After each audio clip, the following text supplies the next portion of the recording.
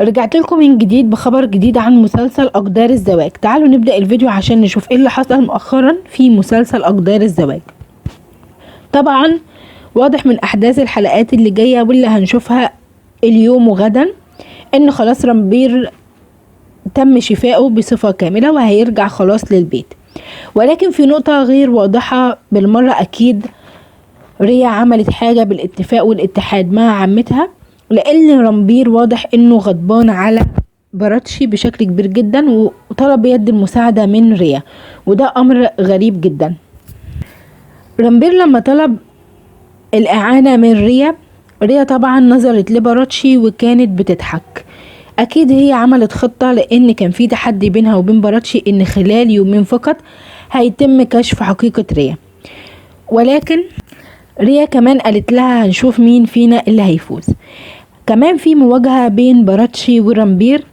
ريا كانت بتقول إن رامبير قال لها تتركه وإنها تدعه وشأنه، ورامبير هيقول لبراتشي إنها محظوظة للغاية وطبعا بيهنيها عشان زواجها من سيدهارت، وبراتشي هتقول له انت بتقول كده مبروك، انت تهنئني على هذا الزواج، هل تريد فعلا ان يحدث هذا الزواج؟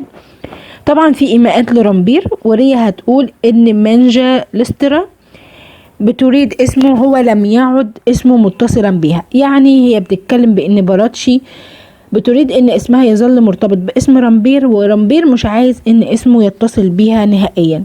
دي احداث المواجهة اللي كانت بين رامبير وبراتشي، وحلقة يوم 14 ديسمبر اللي هتنعرض يوم الاربعاء. مش بس كده، كمان حابة اعرفكم ان في مواجهة بين براتشي وريا وعالية. براتشي اصبحت تملك القوة وانها قررت خلاص انها تواجه ريا وعالية حول اختطاف ميهيكا. طبعا كان في مشهد واضح لسيدهارت كان بيبكي، واضح ان عالية قررت انها تنتقم من ميهيكا عشان تكسر سيدهارت، وواضح انها عرفت توصل لميهيكا مرة تانية واختطفتها مرة تانية. كمان ما ننساش ان في صور هسيبها لكم على المنتدى، كان في رسالة مع براتشي، الرسالة دي كان عليها دماء، واضح ان دي رسالة بتقول ان ميهيكا في خطر، عشان كده براتشي كانت مصدومة بنسبة كبيرة. دي طبعا احداث حلقة يوم الاربعاء وكمان احداث حلقة يوم الخميس.